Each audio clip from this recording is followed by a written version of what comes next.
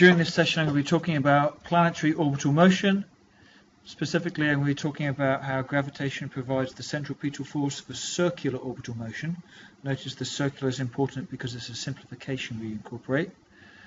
And I'm going to show how this behavior of a solar system is summarized by Kepler's laws. Specifically the third law, which is one which needs to be proven. So Kepler's first law of planetary motion, which is not required for the IB, is that the orbit of each planet around the Sun is an ellipse with the Sun at one focus. So we do not have a perfect circle here.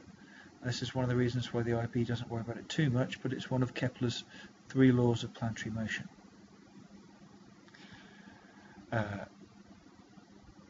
Kepler's second law of planetary motion states that the near perihelion, in 30 days a planet sweeps around an area that is short but wide, is the same size as the near aphelion. In 30 days it sweeps an area that is long and narrow, but nevertheless the area swept in 30 days is always equal.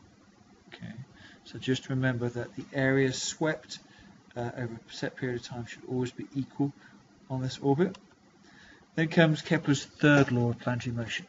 He noticed that the square of the orbital period is proportional to the cube of the semi-major axis. Now, as we're thankfully only considering circular motions, the semi-major axis simplifies to the radius of the orbit very quickly for us. That was an interesting finding by Kepler, and let's go through deriving this third law. Suppose a planet of mass moves around with a speed v in a circular radius around the Sun of mass M.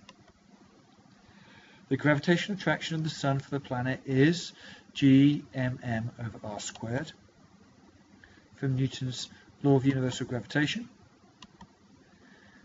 If this is the centripetal force keeping the planet in orbit, then we can also say that this is equal to mv squared over r,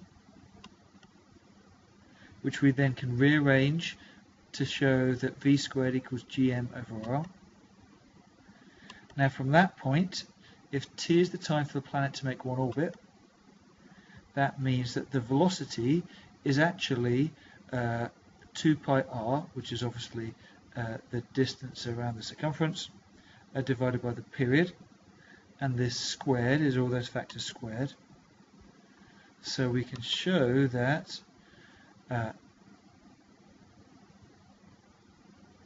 gm is actually 4 pi squared r squared multiplied by r divided by t squared. So gm equals 4 pi squared r cubed divided by t squared. Therefore we finally make a statement saying that r cubed divided by t squared should equal a constant value.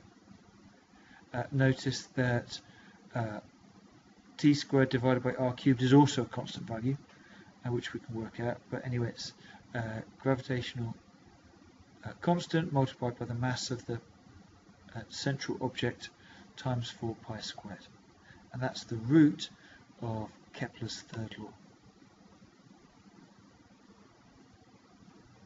And that is everything.